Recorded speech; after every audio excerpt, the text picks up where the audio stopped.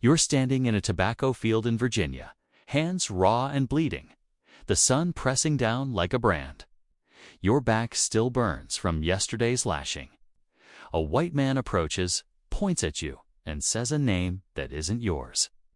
You open your mouth, and despite everything, despite the ocean you crossed in chains, despite the auction block, despite knowing what will happen next, you speak your real name.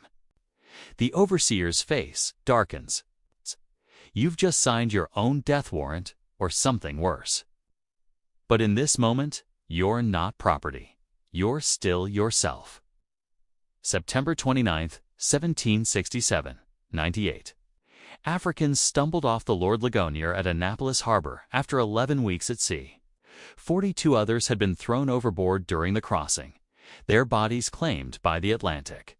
Among the survivors was a 17-year-old Mandinka warrior whose refusal to forget would become more dangerous than any rebellion. Before we go deeper, drop a comment and tell me what part of the world you're watching from right now. It amazes me every time how a story from 1767 can connect us all across centuries.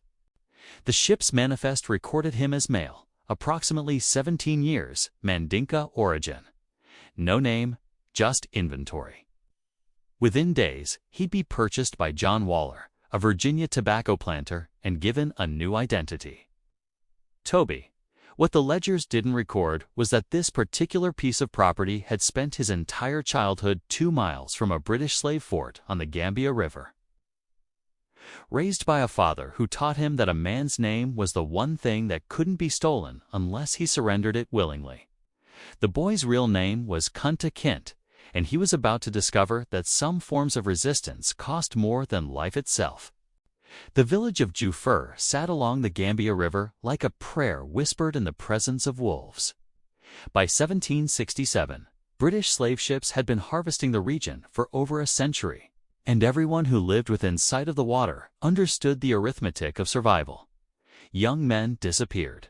Families were torn apart in darkness. The river carried European ships deep into the continent, and those ships always left heavier than they arrived. Amoro Kinte, Kunta's father, worked as a blacksmith and holy man. He'd forged the iron shackles that bound captives for transport, had seen the chains firsthand, had touched the metal that transformed human beings into cargo. He taught his eldest son the traditional skills drumming, hunting, the oral history of their lineage stretching back 7 generations. But he also taught him something more dangerous. That identity lived deeper than flesh, that a name carried power white men couldn't touch with whips or chains. Kunta completed his manhood training at 17. He could hunt with a spear, recite his ancestors in the correct order, craft drums from hardwood that grew 3 miles into the forest. The village elders spoke of him as someone marked for respect, a future leader. On a July morning in 1767, he ventured into those woods to gather the specific timber he needed.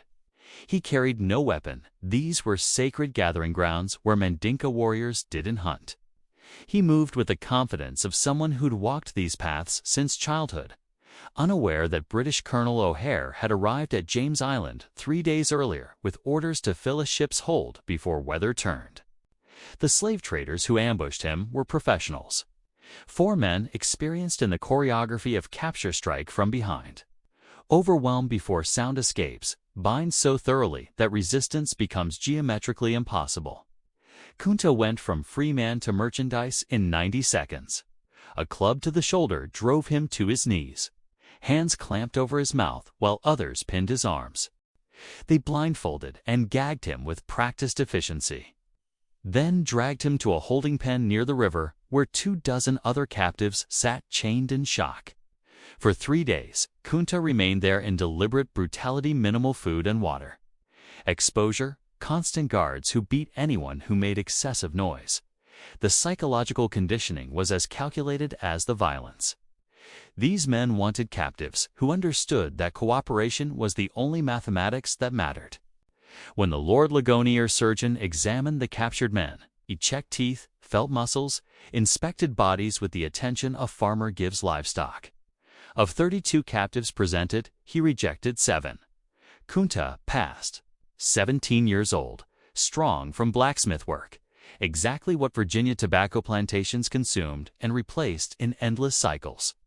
The British paid the slave traders in rum, textiles, and iron bars. Kunta became property of Captain Thomas Davies, recorded as inventory without a name. The ship's hold was an architecture of sustained horror, 5 feet high, forcing everyone to crouch or lie flat. 16 inches of width per person, 6 feet of length, barely room to exist as a body, let alone a human being. The crew chained captives in pairs, right ankle to left, then ran additional chains along the walls. Wooden platforms divided the space into 2 levels, doubling capacity. The heat was suffocating, the air thick with terror. Kunta found himself shackled to a man named Fanta, captured from a village 50 miles inland. They shared enough common Mandinka to communicate basic needs. Fanta had been imprisoned for 2 weeks and understood the ship's rhythms when food came, how to position your body to avoid the worst cramps, which British sailors inflicted random violence. The Lord Ligonier departed Africa on July 5 with 140 captives. The Middle Passage typically took 6 to 12 weeks. For those chained in darkness, it became an endless recursion of suffering. The British brought them on deck once daily for 30 minutes of forced exercise, not humanitarian concern. Just mortality reduction to protect profit margins. Disease moved through the hold like wildfire through dry grass. Dysentery appeared within days. Fever followed. The ship's surgeon monitored death rates with clinical detachment. 15% mortality was acceptable. 30% required investigation. Anything above 40% meant the captain would face scrutiny for mismanagement. 3 weeks into the voyage, Fanta developed a fever. Shaking chills despite oppressive heat, delirium, the unmistakable markers. In a moment of heartbreaking clarity, he apologized to Kunta for what would come next. Within 2 days, Fanta was dead. Kunta spent 18 hours chained to a corpse before the crew noticed and removed the body. They didn't provide a replacement partner, simply shortened Kunta's chain and attached it directly to the wall. The isolation intensified everything. For weeks, he existed in near-total sensory deprivation, surrounded by suffering people but unable to communicate meaningfully with anyone. Then the storm hit. Atlantic hurricanes in late summer tested even experienced ships. The first signs came at dawn: sudden wind shift, building clouds, atmospheric pressure dropping like a stone. Captain Davies ordered cargo secured, which meant nothing changed for the captives except the ship began pitching with increasing violence. The worst part was the water. Waves drove across the deck and poured through ventilation grates into the hold. Within hours, 6 inches of seawater sloshed across the slave deck, mixing with waste from overflowing buckets. The shackles kept everyone pinned, while contaminated water washed over them repeatedly. The ship would rise on a wave, pause, then plunge with enough force to briefly lift chained bodies before slamming them back down. The storm lasted for days. The crew made no attempt to bring food or water below deck during that time. When weather finally cleared, Dr. Thompson descended to assess damage. 18 more captives had died. The surgeon ordered bodies removed and thrown overboard, then had the crew hose down the deck without moving the survivors first. Captain Davies noted in his log that 42 total deaths represented a 30% loss rate, higher than preferred, but acceptable for a voyage that encountered severe weather. For Kunta, something shifted during those 4 days. The sustained trauma had been gradually eroding his sense of self. He'd watched men lose their minds, seen death become so commonplace it no longer triggered emotional response. But there was one thing his captors couldn't touch: his name. In Mandinka culture, names carried power. They connected you to ancestors, defined your place in the community, represented essential identity. As long as Kunta remembered his name, the words his father spoke during the naming ceremony, the lineage stretching back 7 generations, some core part of him remained beyond British control. He began a private ritual. Each morning during the brief exercise period on deck, he would silently recite his full lineage. I am Kunta Kinte, son of Omoro Kinte, grandson of Karaba Kinte, of the Kinte clan of Jufor. He would list his father's teachings, remember specific lessons about blacksmithing and drumming, recall the taste of foods from his village. These memories became his resistance evidence that he existed as a complete person despite British attempts to reduce him to merchandise. On September 29, 1767, the Lord Ligonier entered Annapolis Harbor. The Maryland Gazette published an advertisement. Just imported in the ship Lord Ligonier, Captain Davies from the River Gambia, a cargo of choice, healthy slaves. That phrase, choice, healthy slaves, represented the culmination of a commercial process that had transformed human beings into agricultural equipment. The 42 dead weren't mentioned. The trauma experienced by survivors was irrelevant. John Waller arrived at the auction representing his family's tobacco plantation in Spotsylvania County. When he examined Kunta, he saw what he wanted: a teenage male, strong, healthy, compact, built for sustained labor. Kunta met his eyes directly. An experienced slaveholder might have read this as defiance, but Waller took it as intelligence. The bidding was brief. The sale was recorded plainly. One Negro male, approximately 17 years old, paid in full. The 3-day journey to Spotsylvania took place in the bed of a wagon. Kunta remained shackled, given little food or water. This was not considered cruelty, but standard practice meant to teach a slave his status from the start. Along the way, Waller tried to teach simple English commands. Kunta understood nothing. The words sounded harsh and broken, stripped of the tones that gave Mandinka language depth and meaning. Waller's first act of ownership was renaming him. In his ledger he wrote, Negro male purchased Annapolis, October 1767, given the name Toby. African names were dismissed as inconvenient. More importantly, they carried identities that had to be erased. When the overseer, Connolly, introduced him to the other slaves, pointing and repeating, Toby Kunta answered instinctively. He pointed to himself and said, Kunta Kinte. Connolly assumed confusion, not resistance, and repeated the name louder. Toby, Kunta Kinte. Kunta replied again. In that moment, the conflict of the next 50 years became clear. Waller owned his body and his labor, but his name, the core of who he was, remained his own. Connolly's solution was violence. He struck Kunta across the face, then repeated Toby while pointing at him. Kunta responded by saying his real name again. Connolly struck harder. Kunta, drawing on warrior training and his father's teachings about dignity under duress, maintained eye contact and repeated, Kunta Kinte. What Connolly and Waller failed to understand was that they were witnessing cultural values that had sustained the Mandinka people for centuries.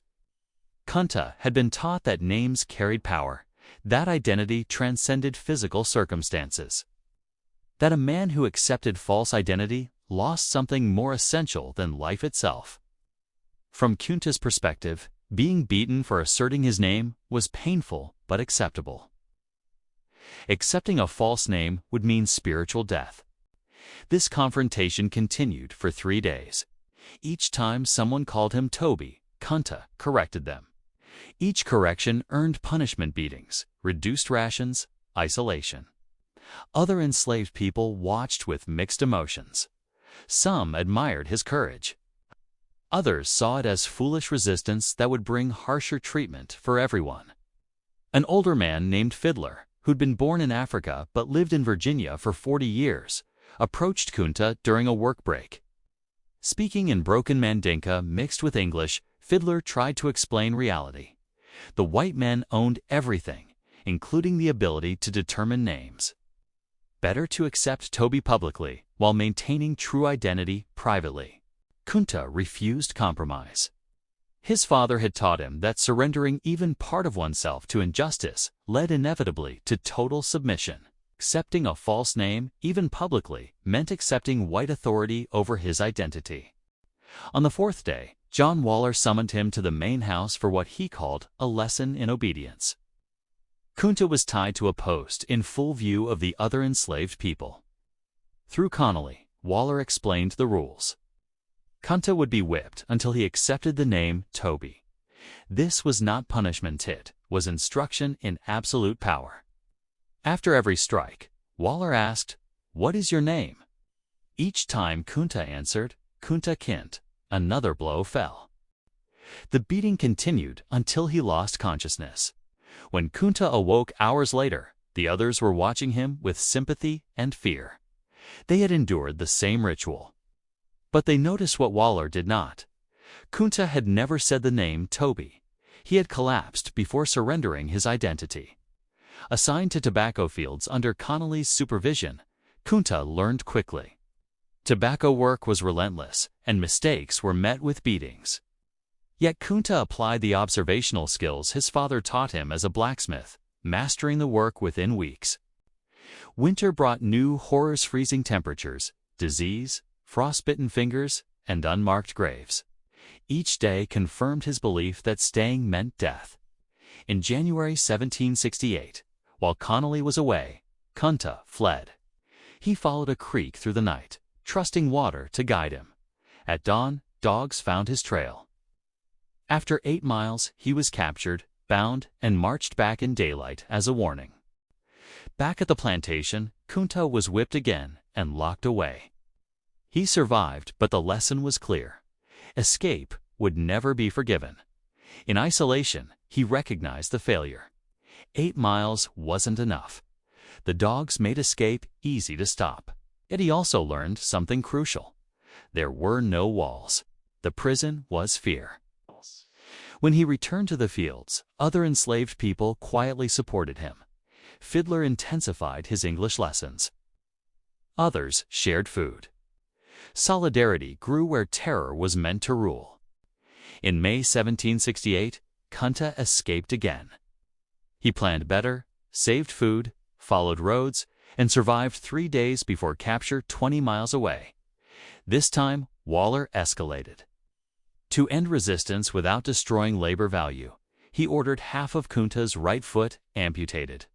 The procedure was performed without anesthetic in the tool shed. The pain was intentional.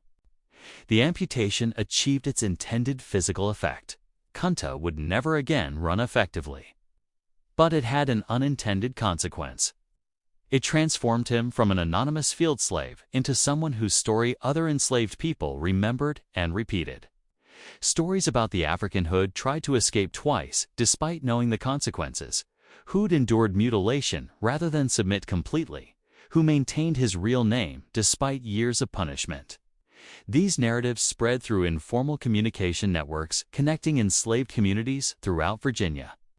Kunta became a symbol of resistance not because his resistance was successful, but because it continued despite absolutely overwhelming odds. When Kunta returned to work after his injury healed, his assigned tasks changed. With limited mobility, he couldn't keep up with field work requiring constant movement. Dr. William Waller, who'd purchased him from his brother after the amputation, assigned him to garden maintenance and eventually to driving the buggy that transported the Waller family around the county. This role brought Kunta into closer contact with the household and provided insights he hadn't had as a field worker. He observed their daily routines, social relationships, religious practices, casual discussions about slavery as if it were no more morally complicated than livestock management. These observations forced Kunta to confront a disturbing truth. The white people who enslaved him weren't monsters in the simple sense. They were ordinary people raised in a society that normalized absolute power over black bodies. They attended church, celebrated holidays, expressed love for their families, and genuinely believed they were moral beings while simultaneously owning human beings. This realization didn't create sympathy. Normalized evil was still evil, but it clarified the scale of what he faced. Slavery wasn't upheld by a few cruel men who could be removed or reasoned with. It was woven into the entire structure of colonial Virginia, reinforced by law, religion, economics, and assumptions most white people never questioned. Kunta later married Belle, a woman born into slavery who initially couldn't understand his refusal to accept his slave name. "It's just a name," she once said. But over time, she grasped what his father had taught him. Identity lived in speaking. Every time he rejected Toby, it was an act of resistance beyond the physical. They had a daughter, Kunta, named her Kizzy, from the Mandinka word meaning "you stay put." He taught her his language, his lineage, and the stories slavery was meant to erase. When she asked about his limp, he told her the truth that he'd tried to go home, and white men had cut off part of his foot to stop him. When she asked his name, he answered, "Kunta Kinte, never forget." After Kizzy was sold away for helping another slave escape, she carried those stories with her. She told them to her son, who told them to his children. Names, lineage, the village of Jafur, the river in Gambia, the memory endured. 7 generations later, Alex Haley would trace those stories back across centuries to a Gambian village where elders still remembered the Kinte clan and the young man who never returned. Kunta Kinte died enslaved. The Waller records list him as Toby, died 1822. No resistance noted, just property. But in the quarters, another history survived, names remembered scars, and the refusal to forget who you are when everything demands that you do. The ledgers turned to dust. The plantation vanished. The name Kunta Kinte remained.